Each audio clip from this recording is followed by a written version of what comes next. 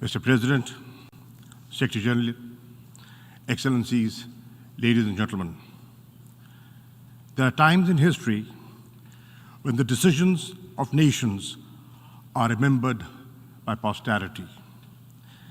This is one such moment. What we do today or cannot do will be recorded in history. Driven by arrogance and emboldened by impunity, Israel has mounted a relentless onslaught on the occupied and beleaguered people of Palestine. As we speak, children, women, and men in Palestine are being killed with impunity. In 1 week of Israeli attacks, over 250 Palestinians have been killed and thousands injured. 1/3 are women and children. Death echoes in every home in Gaza. The Israeli airstrikes are responsible for the taking of every single life of the Abu Hattab family. 2 were women and 8 children.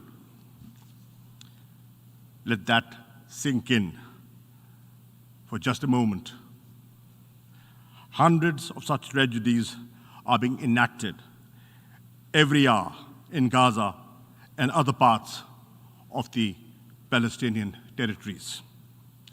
So far, over 50,000 Palestinians have fled their homes in Gaza. There is limited access to water, food, hygiene, and health services.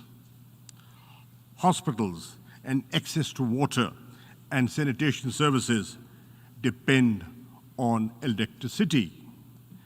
Fuel for the power plants has almost run out.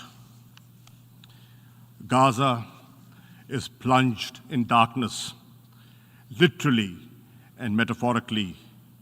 The only light is that of Israeli explosions.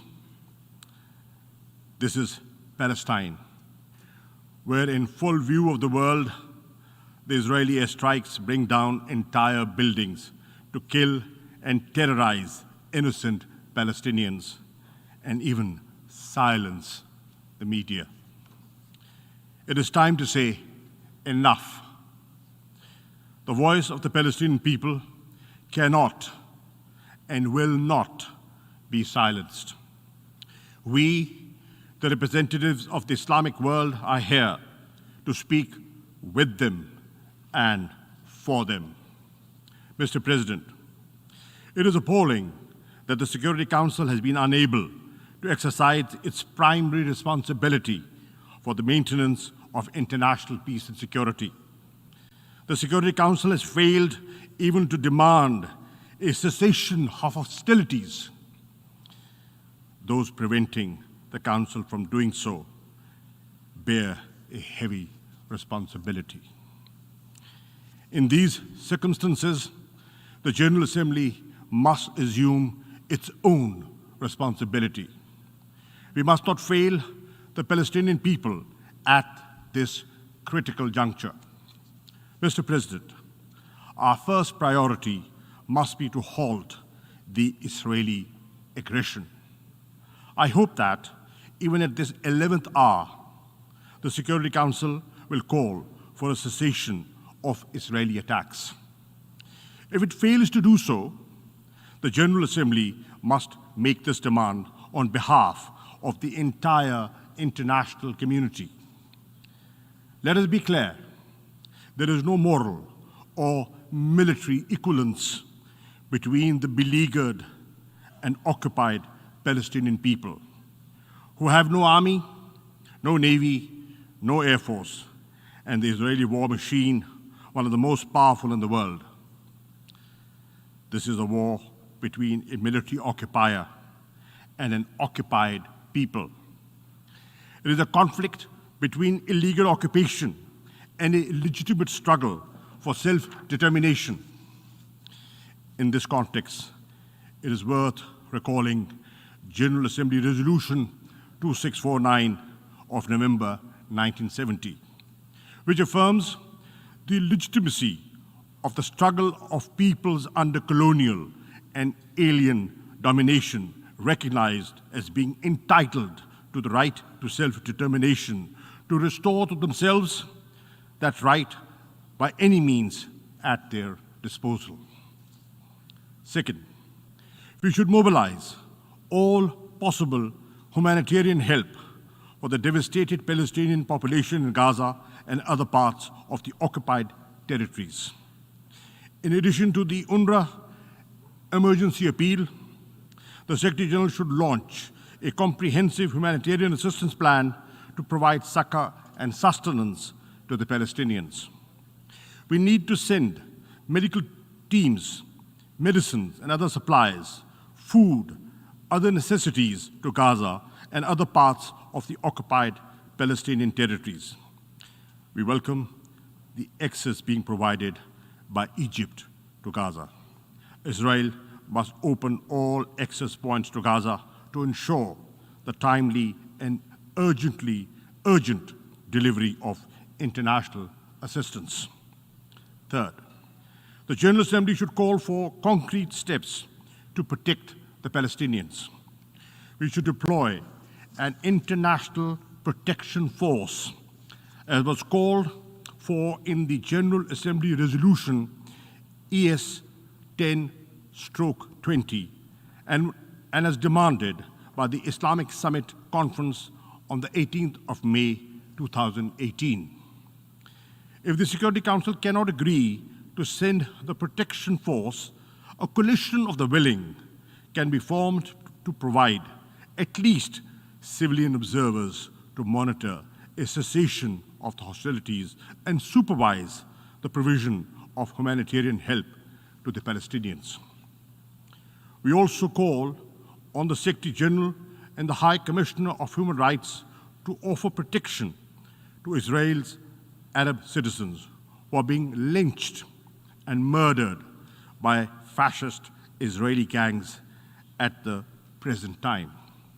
Fourth, the General Assembly should condemn Israel's forcible and illegal eviction of Palestinians, including in Al-Jarrah district of Jerusalem, and continued construction of Jewish settlements. The onslaught against Palestinians worshippers in Haram al-Sharif and Al-Aqsa Mosque, the first Qibla of Islam, during the month of Ramadan, and Israel's brutal and indiscriminate aerial and land bombardment of Gaza. Israel's crimes against humanity should not escape accountability.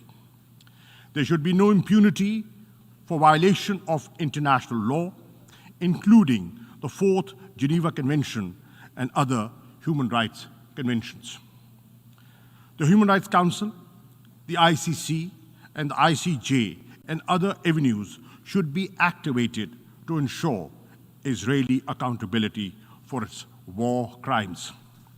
Fifth, we must revive concrete efforts to end Israel's occupation of the Palestinian territories and to dismantle the illegal settlements and the apartheid-like regime Israel has imposed in the occupied territories. The General Assembly should secure unconditional implementation of Resolution 242 of November 1967, in which the Security Council declared the inadmissibility of the acquisition of territory by war and demanded that Israel withdraw its armed forces from territories occupied in the 1967 war. It is therefore imperative to initiate bold steps to secure the implementation of the Security Council and General Assembly resolutions calling for the establishment of a viable, independent, and contiguous Palestinian state with Al-Quds Al-Sharif as its capital. Pakistan endorses President Abbas's call for an international conference to secure a peaceful settlement. Mr. President, the Palestinian tragedy is at the heart of the turmoil and the conflicts in the Middle East. It is also the principal root cause of the humiliation and anger in the Muslim and Arab world. Anger which breeds extremism and often spawns acts of violence. A just solution for Palestine is imperative for the maintenance of regional and global peace and security.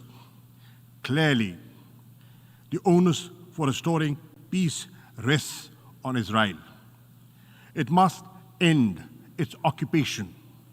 It must implement the resolutions of the Security Council and the General Assembly. This General Assembly session must send a clear message to the Palestinian people and to Israel.